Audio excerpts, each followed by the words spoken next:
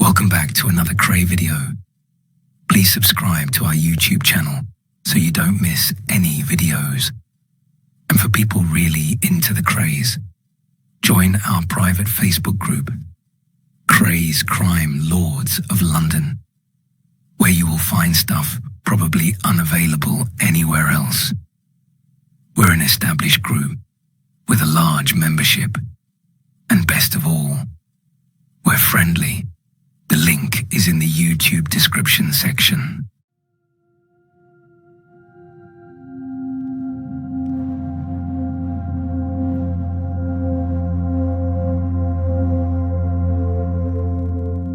The Krays are the most notorious gangsters in British criminal history.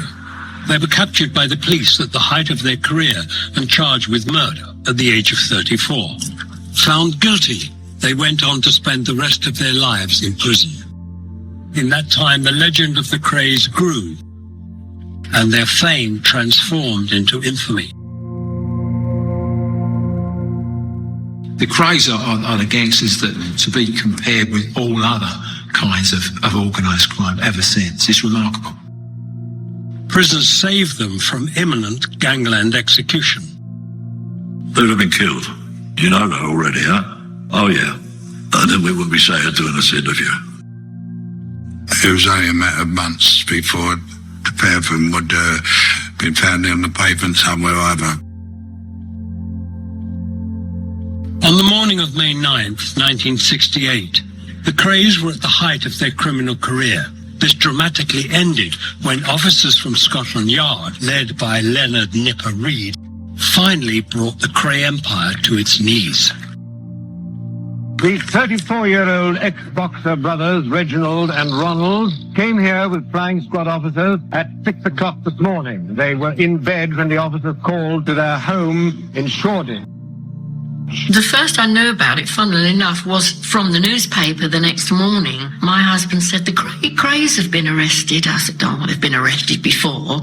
You know, why is it on front page of like 4 or 5 newspapers? He said, no, this is very serious. They've been arrested for murder. This wasn't the first time the twins had been arrested. In just the past 3 years, they've been charged with menace and even with the murder of fellow gangster Frank Mitchell. Both times they escaped justice, thanks to their friends in high places. What are you going to do now that it's all over? I like to have a bit of family life now, you know. I intend to get married in the near future. I did before this case, but it's put back over the case, and just get married as soon as possible, you know. Ronald, what are you going to do now? Well, I'd like to go abroad for a short while, and then I'd like to be left alone. But this time the police were determined there would be no mistakes. They believed they had enough evidence for 2 murder charges. Ronnie had allegedly shot George Cornell, and Reggie was thought to have stabbed Jack, the Hat, McVitie. The twins were arrested in the dawn raid, and for the Kray associates, it was only a matter of time before they too were caught in Nipper Reid's net. I was surrounded by police officers in unmarked police cars. Must have been about 15 of them. They appeared out of nowhere and swooped on me, and guns and stuff like pointing at you and your head and all that, and arrested me and took me to Tintagel House. Nipper Reid was sitting behind a big desk, but behind Nipper Reid on a board was all the photographs of the firm, everybody, and associates. And he was very polite, very amicable, and he said, look, I know you weren't involved. He said, but tell us about it. Nipper Reid's aim was to turn each firm member to give evidence against the twins. After 9 months on remand, the Kray twins and 8 of their associates, including their brother Charlie, went on trial for the murders of George Cornell and Jack McVitie. On the 7th of January 1969, court number 1 of the Old Bailey became the focus of the nation. We'd been that long on remand. It was almost a relief when it started, and we were all in one van. It was just us, and the van would go from Brixton to Wandsworth, or Wandsworth to Brixton, and then to the Old Bailey. Motorcycle outriders, helicopter. This was like a trial that nobody had ever seen before. It was a trial that was to go down in history. As well as the furore surrounding the capture of the Krays, an unusual legal step was taken too. Instead of the two murders being tried separately, the charges were put together, which meant court number 1 had 10 defendants in the dock. They had wide interests in the theatre and in entertainment, and they're well known for their fundraising work for charity. Up to a few years ago, they were well-known West End theatre first-nighters and hosts to some of the newer big names in show business. It was a great stage for them. The one thing that people, I think, underestimate about both Ron and Reg Kray was they were geniuses at public relations. They were good at presenting themselves in court as gangsters. It's what they were, and they were proud of it. As they came up, I thought, oh my God, you are still thinking you're on show, which they always like to be. You're still playing to an audience. Hey, look at me. You know, we might be in the Old Bailey, but we're going to get off this. The trial focused on 2 murders of known villains. It was alleged that Ronnie had walked into the Blind Beggar pub and shot George Cornell in 1966, and that Reggie had stabbed Jack McVitie to death 1 year later in 1967. It was the chaotic murder of Jack the Hat that gave the police the opportunity to start compiling evidence against the twins. They just kept rolling over one after the other, you know. Nothing surprised me at all. Once they started rolling over, then a lot of them did, you know. I had about 30 statements inside a few weeks. The very romantic idea that certainly Ronnie had about the underworld and you don't grass and you don't inform, all this was thrown out of the window. But it wasn't just firm members giving evidence against the Krays. Nipper Reed had an ace up his sleeve. They were invincible. They were totally invincible. And I had my doubts until the barmaid got in the dock. Worst thing happened, the barmaid. Once that barmaid walked into that court, and I looked at the twins and they were shocked. This young girl spoke like an angel, and you could not fail to listen and be moved by the things she said. You could tell this was a girl that was speaking the truth.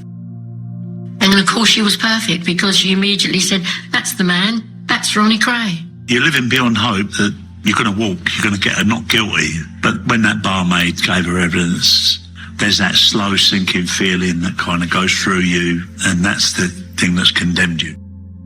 The crucial evidence from the Blind Beggar barmaid played a key part in the twins' guilty conviction, and even today, her identity is protected. The Krays were finally brought to justice and were found guilty of both murders, along with their associates, for different levels of involvement. Reggie went up first, and he came down with 30 years. So we know what we're dealing with. We know this is serious business. Ronnie was also given 30 years. Freddie Foreman 10, Charlie Kray 10, and Chris Lambriano 15. The judge, Melford Stevenson, was a very heavy-duty character, and at the end of the trial, he told them that society needs a rest from your behavior, which has almost become a cliche for judges to say now. You're looking at endless years. You can't even begin to see the end of it. And then you think, where my loyalties lie? What am I going to say to my daughter? It does, at first sight, appear to be quite a harsh sentence, and I think there's quite a well-identifiable reason for that. These two were challenging the establishment, and the state wanted to stamp that out and say, hang on a minute, we're not going to tolerate this kind of behaviour. And they were held up almost as an example for others to not, get involved in this kind of thing, because this is what would happen to you. The Kray firm would serve a total of over 110 years behind bars. The twins had been sentenced to life in prison, and in their case, life meant life. Their violent crimes and notoriety meant Ronnie and Reggie Kray were viewed as the most dangerous men in Britain, and the police were taking no chances when transporting them and their associates to prison. We went up with an escort of all Jaguar squad cars, about 6 tailing us up, and on every flyover there was coppers on the top of the flyovers, like with the walkie-talkies and that, and it was mad, it was. The prison system at the time was coming back from a period in which it had really been ridiculed and made fun of because of all the escapes that had happened in the previous decade. It wanted to kind of assert its power and its authority. So there would have been a lot of anxiety around receiving these two. We were classed as the worst of the criminal element in prison. So we were all kind of double category A. So instead of having us, in amongst the general population, they got these special units. Your category A prisoners would go to a prison within a prison, essentially, where it was felt that they would be able to be contained and there'd be less of a risk to the public and other prisoners. And they called it the submarine because it had low ceilings and they reinforced all the cells and bars in the window. You couldn't see the daylight coming through the windows, and the doors had so many locks with the bolts on them you wouldn't believe. Initially, the twins were separated. Ronnie went to Durham prison, Reggie to Parkhurst. It was a far cry from the life they'd left behind. The whirlwind of glamour and celebrity in London's West End they had cultivated at the height of their fame. But when you're first given it, it's just numbers. You walk in that cell and you've got your bare cell equipment in there and you're looking at a concrete tomb and it don't hit you the first night. It don't hit you. You're just banged up. And then you think, I've got this for 10 years, 12 years, 15 years, 30 years. It's just complete boredom, When you live in that close proximity, there was more rows and fights in there than there was in a wing with 300 prisoners. But he'd never come out and mixed with anybody. But yeah, he really is in his own little world, his own shell. Thanks to the efforts of their mother, Violet, the twins were reunited when Ronnie was transferred to Reggie's prison, Parkhurst on the Isle of Wight, known as the British Alcatraz. You'd have IRA terrorists in there, some bad child killers who nobody'd speak to, people who were just very violent, or people who were notorious, like Ronnie and Reggie Kray. You live a day at a time. You don't serve a prison sentence. You survive a prison sentence. So all this myth about the Krays, tough guys, they was the same as any other prisoner in there.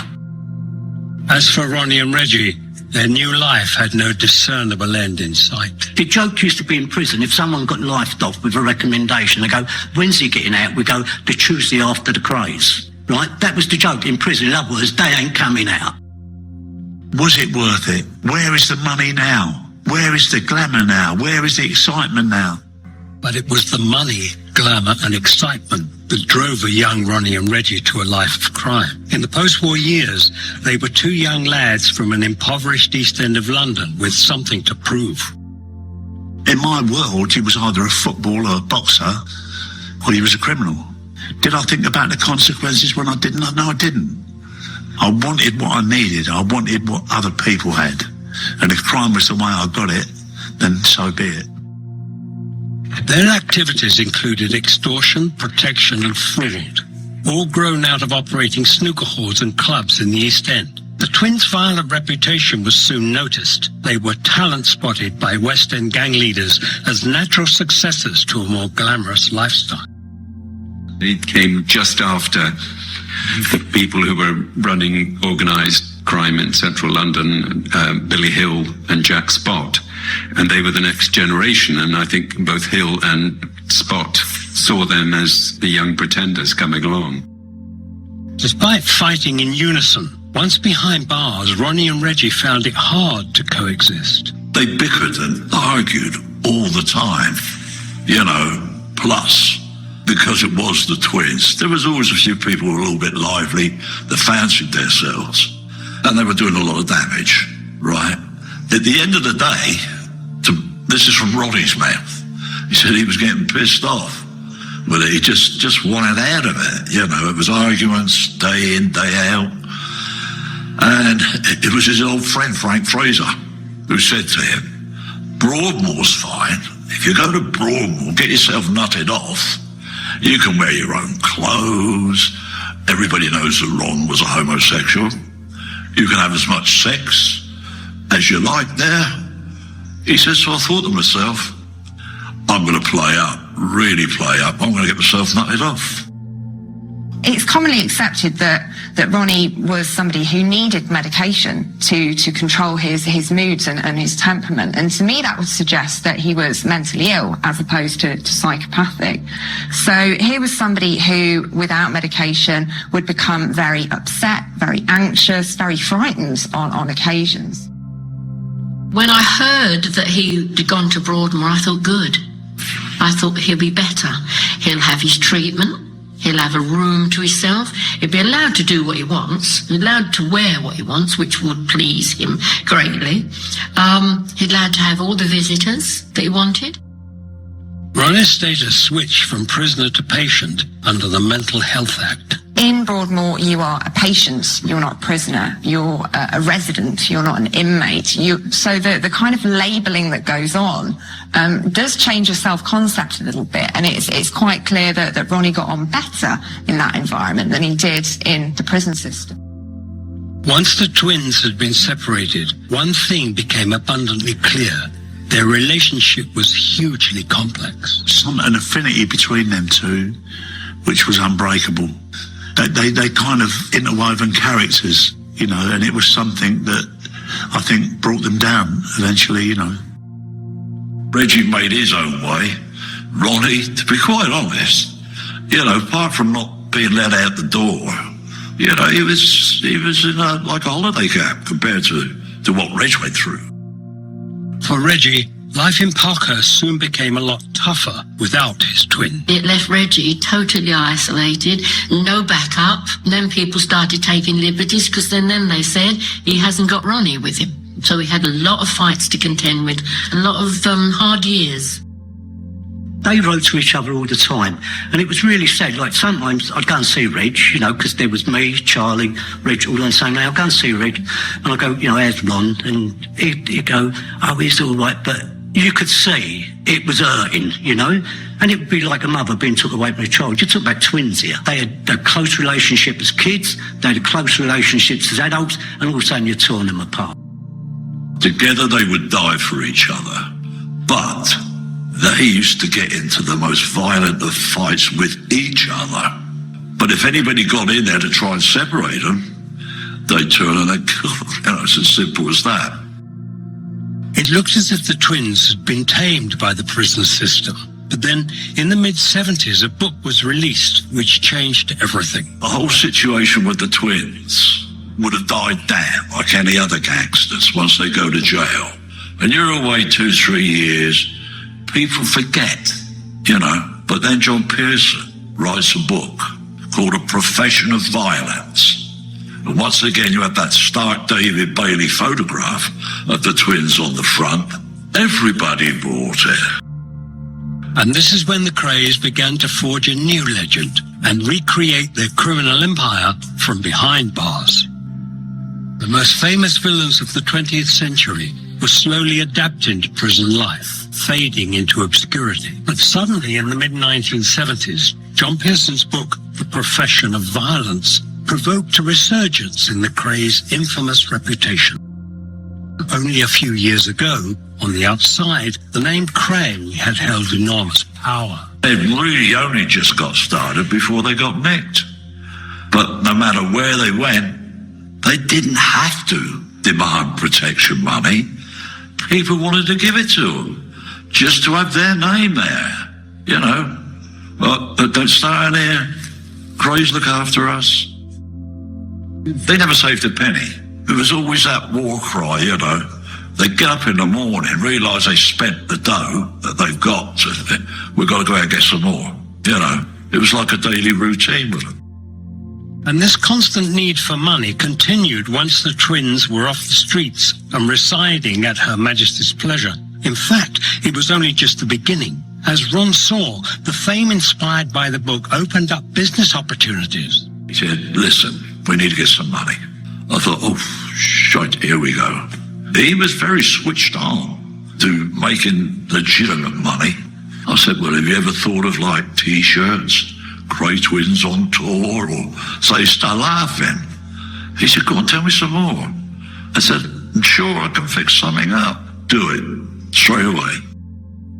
At one point, the twins were said to be earning £3,000 per week from Kray merchandise, but this was only the beginning. the twins found that they could expand into other business interests. Essentially, the twins started licensing their name for other companies to use. I mean, some of those people that used to want to come and see him were like security firms. Give us a couple of grand, yeah, you can use our name, that you're with us. Give us a couple of grand. And they were pinching 2 grand here, 2 grand there, just by people that wanted to be able to say, well, you know, well, wouldn't do that if I was you, we're associated with the Krays. And when elder brother Charlie was released from prison, they had a man on the outside who could rebuild the Kray empire. He set up Kray Enterprises, which collected earnings from the twins' lucrative rackets operated from the inside. Kray Enterprises was actually put up as a legitimate company by Charlie, right? That was going to supply bodyguards, personal protection. We've always thought they were more money in jail than they ever did when they was out of jail. Papers later released under the Freedom of Information Act show the authorities in Broadmoor were monitoring these business activities. One referred to a business card describing Kray Enterprises as personal aids to the Hollywood stars. It was thought that Frank Sinatra hired 18 bodyguards from the firm for a trip to London. There was no legal basis to shut it down, but as usual with the Krays, it soon ran its course. The few guys that they had on the books was like knocking a few people out unnecessarily, not even for wages. I just happened to say to Charlie at the time, you've got to turn this one in. This is stupid for you. And he did, he wiped it down. With the resurgence of the Kray brand, it meant that the twins were still household names. In 1982, one of their most personal moments became the most public. They received the devastating news that their beloved mother, Violet, was dead. It was very important to them. They were very close to their mother. It was very important for the general public because it was open. You could go along to the funeral. Reggie, I remember, was furious about the funeral because he said they handcuffed me to the biggest prison officer they could find, and they did that on purpose to humiliate me, to make me look small against this big guy next to me. We saw them shake hands, no tears, no crying, which they wouldn't have done. What I know that they did in their cells, because they both told me, they both broke down. And then immediately they were taken away out of the church and taken away. Violet's funeral and the twins' first public appearance in over a decade fueled the Kray story, and it continued to grip the public's imagination. I think they were extremely aware of the position they had in criminal history, and they enjoyed it, and they took advantage of it. They would receive fan mail, in actual fact, especially from women. So there's a kind of the thrill of meeting that person, of being with that person, but knowing that actually you're not in any real danger. And celebrities were equally as guilty of idolizing the gangsters. You've got to understand the division between gangster and celebrities, film stars, etc. It's a very fine line. They've both got to live in their own worlds, both want to know each other's worlds, you know. And yeah, he had a lot of visitors from the world of showbiz. It wasn't just the celebrities clamoring to be part of the Kray circle. Inside prison, their fellow inmates wanted to be associated with them too. I think there was a fascination for younger prisoners with the Krays, both because of the glamour, and some of it would rub off on them. The Krays liked it because there were these nice-looking young men hanging around and looking after them. When I saw Ronnie Kray in Broadmoor, he had almost like a valet with him, pouring his Barbican non-alcoholic lager and handing him his cigarettes. He said, I have a cleaner to clean my room. I said, a cleaner? Who cleans your room? He said, oh, a young boy in here. And David Fraser experienced the same behaviour with Reggie. They followed him everywhere he went. And when we used to go out and exercise, I thought, oh, please God, don't come and have a walk round with us, because but he made it known that he didn't want them to have a walk round, so they would just stay away. But the minute he went back to the cell, they would have everything ready for it. They were stargazers.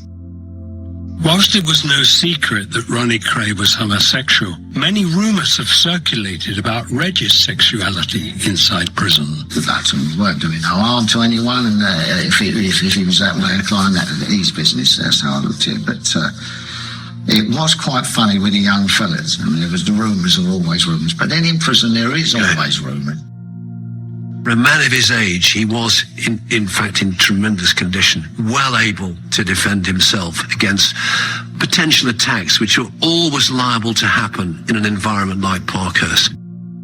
In the early prison years, visits to both Ronnie and Reggie were restricted to just family. Their mum, Violet, visited them every week until she died. Now the visits were very different. The visit was always upbeat.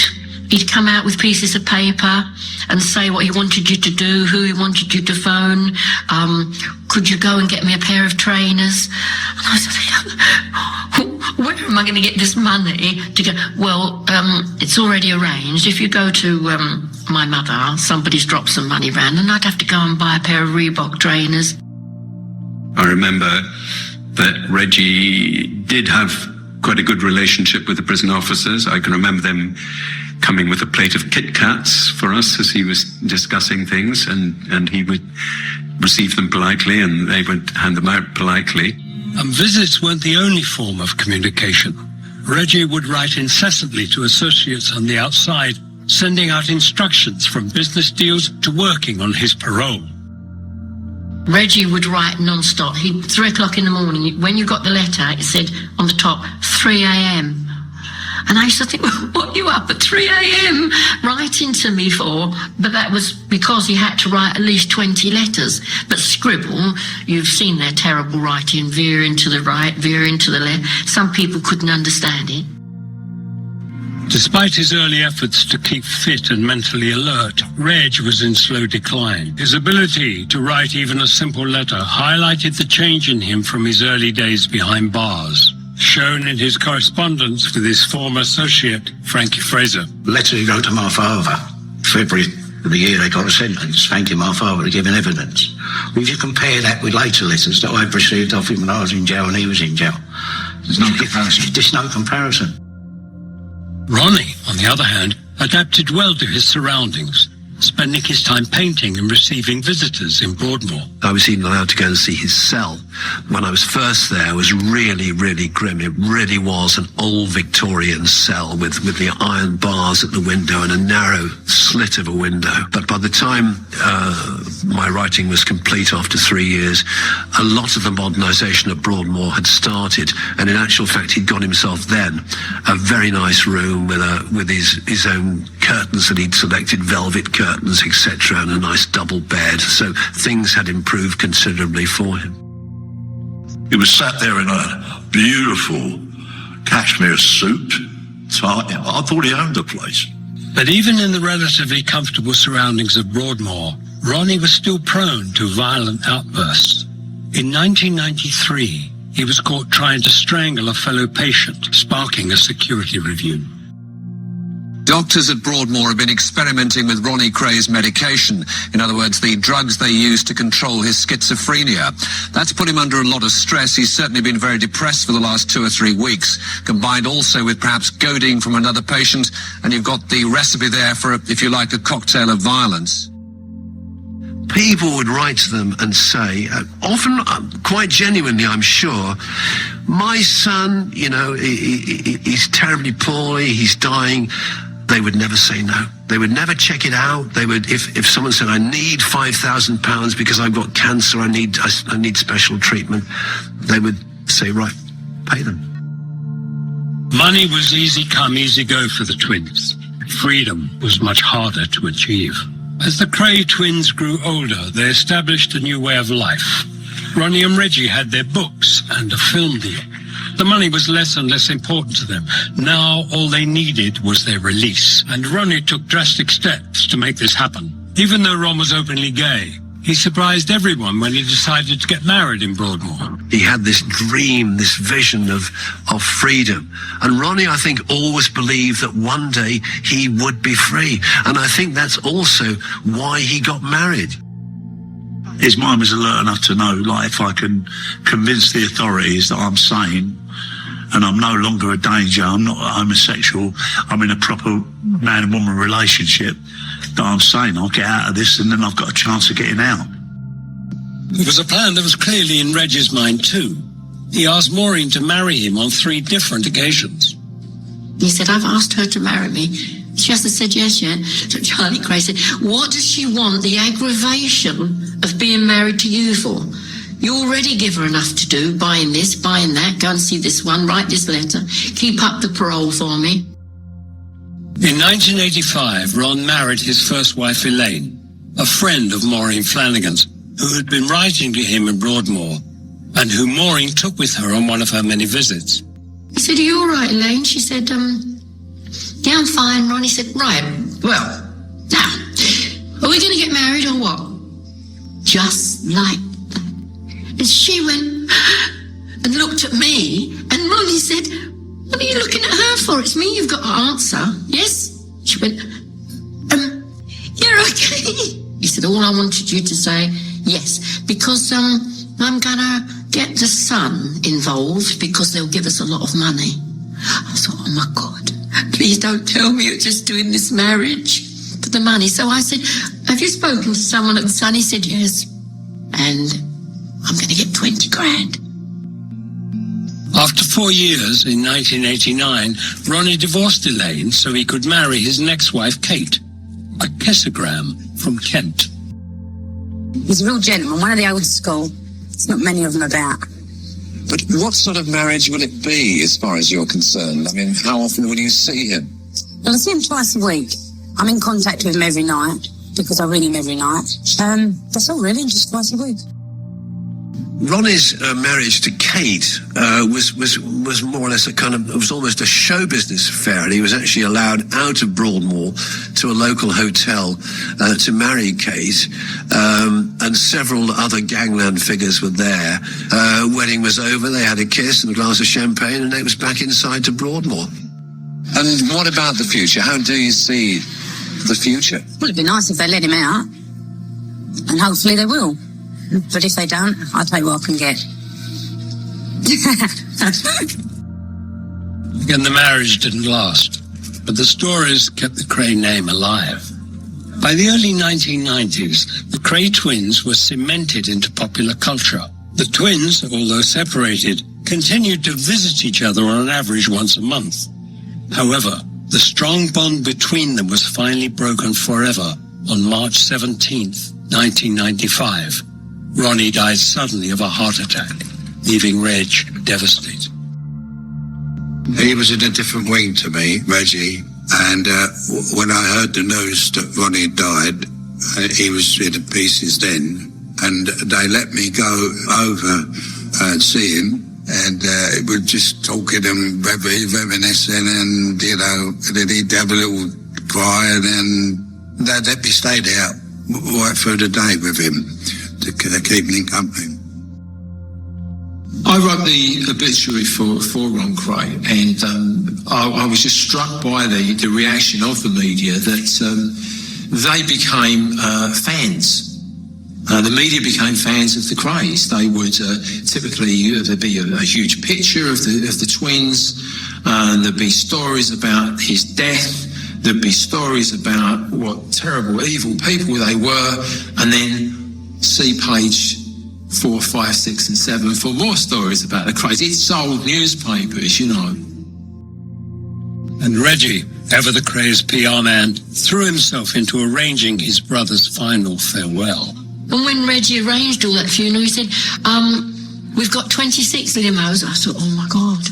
And he's going to be buried like a king. This is all on the phone to me. And I want you to be the person in the church that seats the people. I thought, oh God. My brother Charlie and I will ensure that he has a good, decent funeral. He's going to be buried at Chingford Cemetery, where my mother and father lay. We will be giving it to national press so they can inform the public and our friends. There was a service in East London, and they read a bit of Invictus by Henley. I think we had My Way sung. It was an enormous event, and then it went out to the cemetery. That's when Reggie arrived with the prison officers. It was the scale of it that was extraordinary. People like Frankie Fraser sort of waving to the crowds as he drove through as part of the funeral cortege. We had lots of men in dark glasses and suits embracing each other. You know, back in the 60s, the idea of men embracing each other at a graveyard would have been, you know, oh my God, no. But it now was like a scene from a Godfather film. Ronnie's funeral provided an opportunity for the next generation of London's gangland to mix with the old guard. Rumours of drug taking off Ronnie's coffin lid and the subsequent violence fueled the media hype for weeks after. Well, he's a good brother, he's very loyal and he's very generous. We had lots of nice ways about him, and I must always remember him. He's good memories, you know. I know he's at peace. That's the main thing. He was at peace. So his friends at peace. So I'm pleased with it. As Reggie began to adjust to life knowing he would never be reunited with his twin, he eventually started to look to the future. Ever hopeful of being freed, a meeting with a young filmmaker named Roberta led to a life-changing event. Reggie, I think, didn't want to be alone. And they were genuinely friends, you know. Again, perhaps Reggie thought, if I'm married, if I've got this respectable background, it'll be okay, I'll be freed. And I genuinely believe this to this day. All right, Reg was having his boyfriends in there, but I genuinely believe that he did fall in love with Roberta. He rang me one day. I never heard Reg Kray cry. But he was crying on the phone. What's up with you? I just couldn't believe it. He says, she's dumped me. And so I rang Roberta. I said, for God's sake, I said, I've never heard this man cry. Do me a favour. Speak to him, please. And she said, okay, I will. Then from there, they got married. But the marriage wasn't to last long. During his 32 years in prison, Reggie lost his mother, father, and twin brother. His elder brother Charlie died in April 2000. At the same time, Reggie became seriously ill. Reggie got stomach cancer. We kept applying for parole, which they agreed when he had about, well, they said 2 months to live. Reggie was released for his final 5 weeks. He lived in a hotel, nursed by his wife, Roberta. On the day he died, 4 men stayed with him, each one a criminal legend. He actually died in my arms. He couldn't speak or talk, and he was semi-conscious, but he was struggling with the breathing and that. And I said, I had my arm around his back, and I said, don't fight it, Reg. I said, let it go, you know. So I see another time, another place. I said, you know, and I'll come up a bit emotional because I'm a bit emotional person. And I took my arm away. I said, he's gone. I said, he's gone, you know. And Joe Bowl and Johnny stayed, and I said, he's gone, because I couldn't hear any breathing or he wasn't making any noise at all, you know. And then all of a sudden he went. That's how he went, and everyone jumped. I jumped. They all jumped in the air like that. And he made that. That's what he did. He made that to the last air expelling from his body, you know, coming out of his body. And made that noise just as well as I did then. And it does make you jump, doesn't it? And once again, the East End came to a standstill as it said farewell to another notorious son. The funeral procession was to wind through the streets where the Kray twins grew up, which they later ruled. Since Reggie's death, the Kray twins have remained a popular symbol of a moment in time, the swinging 60s, when anything was possible. Kray should be remembered as a strange phenomenon of British culture. I remember him all with affection. I wish I'd never met him. They become Robin Hoods. But my father has become like a Robin Hood syndrome. There'll be a million stories, a million lies and a million stories. By going to prison, Ronnie and Reggie cemented their place as legends of the underworld. As they aged safely behind bars, so their brand grew. achieving a notoriety which perhaps could never have been reached on the outside. But they and their victims paid a price for that fame. I believe in the end that prison did break them both. It broke their health. And in the end, I think, certainly in the case of Ronnie, it broke their spirit as well. I think if there is a legacy, it's don't be an unsuccessful criminal. Because whatever else they were very unsuccessful criminals. Crime don't pay. Charlie Kray died in prison. Reggie Kray died in prison. Ronnie Kray died in prison. For whatever they achieved in life was such a small amount to what they might have achieved.